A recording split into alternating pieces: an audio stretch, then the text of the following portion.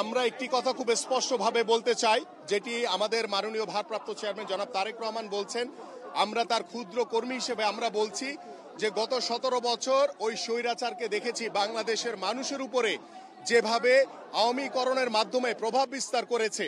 কিন্তু আমরা আমাদের বিএনপি নেতা কর্মীদেরকে ঠিক একটি কথা বলছি যে আপনারা বিএনপি নেতা হিসেবে না, আপনারা ওই 10 জন সাধারণ মানুষের মতোই তাদের সাথে মিশবেন, সাধারণ মানুষের সাথে মিশে তাদের সাথে কথা বলে পরামর্শ করে কিভাবে আমরা সমস্যাগুলো সমাধান করতে পারি, কিভাবে আমরা আগামীতে একটি স্বপ্নের বাংলাদেশ গড়তে পারি, একটি মানবিক বাংলাদেশ গড়তে পারি, এই বার্তাটা আমাদের প্রতিনিয়ত আমরা আমাদের তৃণমূল পর্যায়ে নেতা কর্মীদেরকে একটি কথাই বলে যাচ্ছি যে আওয়ামী লীগ প্রভাব বিস্তার করেছে, কিন্তু বিএনপি কখনোই কোনো অবস্থাতেই সাধারণ মানুষের উপরে প্রভাব বিস্তার করবে না। এই বিষয়টা আমরা শতভাগ এনশিওর করতে চাই। তারপরেও কেউ যদি কোথাও বিশৃঙ্খলা করে থাকে আমরা তাৎক্ষণিকভাবে তার বিরুদ্ধে আইনগত এবং সাংগঠনিক ব্যবস্থা নিচ্ছি।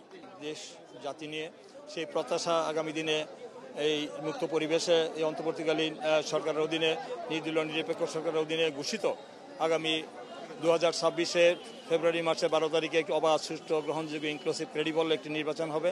সেই নির্বাচনের মধ্য দিয়ে জনগণের সরকার প্রতিষ্ঠা হবে।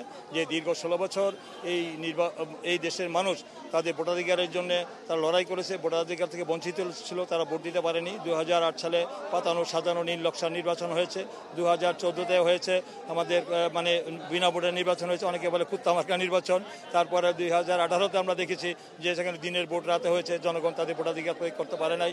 2024-এ আমি আর ডামি হয়েছে, যা এই দেশের মানুষ দীর্ঘ প্রতীক্ষায় রয়েছে। তাদের পছন্দের প্রার্থীকে ভোট দিয়ে নির্বাচিত করে তারা জাতীয় সংসদে পাঠাবে এবং একটি জনগণের সরকার প্রতিষ্ঠা হবে।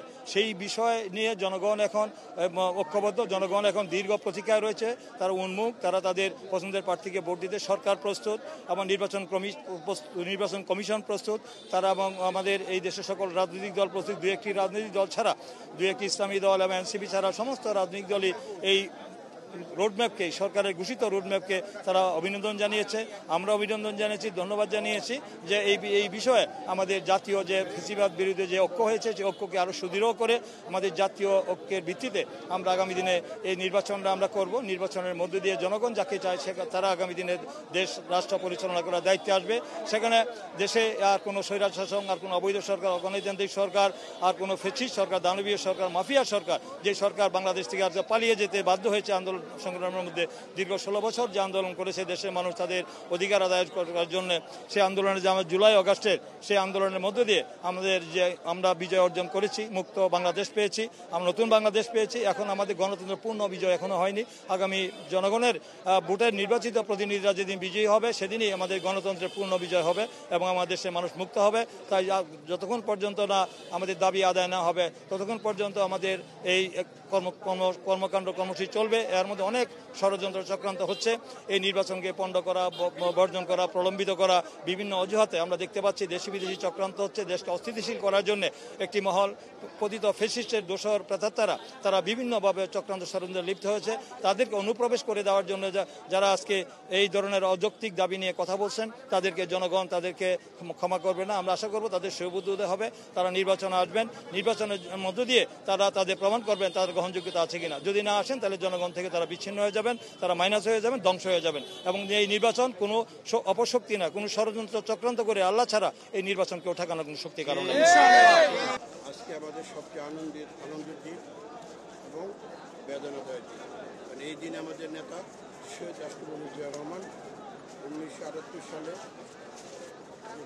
এখন যে রবনা যে পার্ক সেখানে আমাদের বিএনপি জন্ম হয়েছিল এবং 78 সালে শহীদ রাষ্ট্রপতি জিয়া রহমান মাত্র 3 বছর রাষ্ট্রীয় ক্ষমতায় ছিল।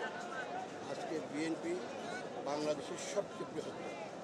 এটা শহীদ রাষ্ট্রপতি জিয়া রহমান রণাঙ্গনে মুক্তিযোদ্ধা হিসাবে ওনার দল গঠন করেছিলেন এবং এটার ধারাবাহিকভাবে ধরে রেখেছিলেন আমাদের নেত্রী বিএনপি প্রধানমন্ত্রী বেগম খালেদা জিয়া 9 বৎসর স্বৈরাচারের সাথে আন্দোলন সংগ্রাম করে দলকে ধরে রেখেছিলেন এবং তারই উত্তরসূরি, তারই ধারাবাহিকতা আমাদের নেতা ভারপ্রাপ্ত চেয়ারম্যান জনাব তারেক রহমান 2024 সালে 17 বৎসর এই দলকে উনি সুসমৃদ্ধ করে ফ্যাসিবাদ থেকে বাংলাদেশের মানুষকে মুক্ত করেছেন, বিএনপির নেতাকর্মী মুক্ত করেছেন। আজকে বিএনপির ইলিয়াস ভাই সহ আমাদের স্ব নেতাকর্মী মুক্ত করা হয়েছে, কিন্তু আমরা কখনো পিছপা হয়নি। আমরা আন্দোলন সংগ্রামী ছিলাম।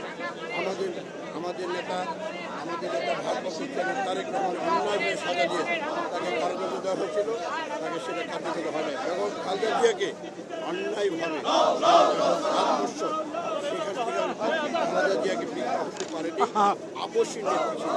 তাই আজকে বিএনপির এই সুদিনে আমি আজকে যে হাজার হাজার নেতাকর্মীরা আমাদের আত্মদান দিয়েছে এবং যেসব জুলাই আগস্টে যেসব শহীদরা শহীদ হয়েছেন তাদের আত্মত্যাগের বিনিময়ে আজকে আমরা একটা ফেসবুক বাংলাদেশ পেয়েছি। সেই জন্য আমি সবাই মহান আপনাদের কাছে দোয়া করছি আগামী দিনগুলো যাতে সুন্দর হয়ে চলে এবং বাংলাদেশের এই যে নির্বাচন নিয়ে যে ষড়যন্ত্র চলছে এই ষড়যন্ত্র মোকাবেলা করে বাংলাদেশে আবারও একটি গণতান্ত্রিক সরকার প্রতিষ্ঠা হবে এবং বাংলাদেশের এই যে যেভাবে আমাদের নেতাকর্মী সহ এবং জুলাই আগস্টে তাদের হত্যা করেছে বাংলাদেশের মাটিতে অবশ্যই হবে। ধন্যবাদ।